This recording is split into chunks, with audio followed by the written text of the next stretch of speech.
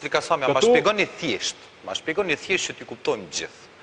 Çfarë garanca çoi zotri Zaev tek presidenti Ivanov? I tha heqim dorë nga deklarata apo nuk është? Jo, ta mbaroj. Do thonë, i ka thënë presidenti Ivanov që deklarata e partive politike shqiptare nuk do të jetë pjesë e planit të ardhshëm qeveritar.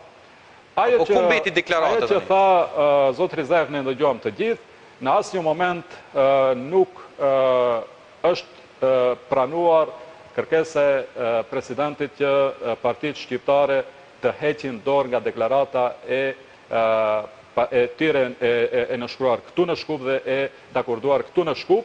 Ajo që ishte si garancë, ishte pjesë e kushtetutës së Maqedonisë që në kupton që kërkesat dhe platformat e partive politike të cilat do të jenë pjesë e programit qeveritar do të realizohen në kuadër të kushtetutës së Maqedonisë dhe do të kërkohen avancimi çështjeve që ka të bëjnë me çështjet ndëretnike dhe çështjet tjera që Maqedonia të jetë një shtet funksional.